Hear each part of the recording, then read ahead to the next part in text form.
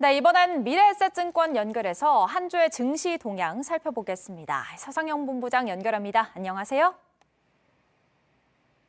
네, 안녕하십니까. 네, 지난주 금요일 미국의 소비자 물가지수가 발표가 되면서 미국 주식시장이 큰 폭으로 하락을 했죠.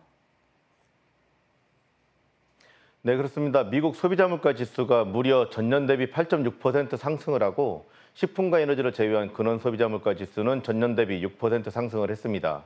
세부 항목으로는 식품이 전월 대비 1.2% 상승을 했고 특히 에너지가 지난달에 2.7% 감소에 이어서 이번 달에는 3.9% 상승을 기록했는데요. 특히 연료유가 무려 전월 대비 16.9%나 급증을 하면서 이를 주도했습니다. 이번 소비자 물가 지수를 통해 알 수 있는 부분은 인플레이션 피크아웃 기대는 여전하지만 높은 수준의 물가 상승 압력은 유지되고 있어서 연준의 더욱 공격적인 금리 인상 가능성을 높였다는 점입니다. 이 여파로 이날 2년물 국채금리가 무려 25bp나 급등을 해서 3%를 상회하며 주식시장 대부분을 하락하게 만들었습니다. 네, 그렇다면 앞으로 이 주식시장이 좀 지속적으로 하락을 할까요? 일단 주식시장이 패닉에 빠질 정도로 급락세가 지속될 가능성은 높지 않을 것으로 전망하고 있습니다. 여전히 근원 소비자 물가 지수는 둔화되고 있고 이번 물가 상승이 에너지 중심으로 급격하게 상승한 데 따른 것으로 추정되고 있기 때문이고요. 그렇기 때문에 이번 소비자 물가 지수 발표 직후에 바이든 미 대통령이 고유가를 유지하기 위해 원유업체가 시추에 나서지 않고 있다며 에너지업체를 비판했고요.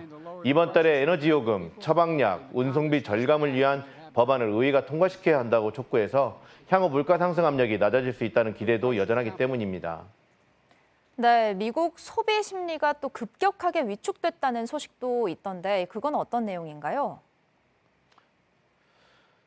이번 높은 물가 이슈가 부각된 가운데 미국 6월 소비심리 지수는 지난달보다 크게 둔화된 50.2로 발표가 되었습니다. 특히 소비자 중에서 46%나 부정적인 전망은 인플레이션 때문이다라고 언급을 했고요. 특히 가솔린 가격 상승을 이야기했습니다. 결국 소비심리 위축 또한 에너지 가격에 기인해서 향후에 국제유가의 흐름에 주목해야 할 것으로 판단하고 있습니다. 네, 그렇군요. 오늘 월요일인데 이번 주 주목해야 될 이슈 또 뭐가 있을까요? 일단 시장의 관심은 현지 시각 수요일 날 발표가 되는 미국의 6월 FOMC 결과입니다. 시장은 50bp 금리 인상을 전망하고 있는데 지난 금요일 미 소비자 물가 지수 발표 이후에 75bp 금리 인상 가능성이 주목하며 급락했기 때문인데요.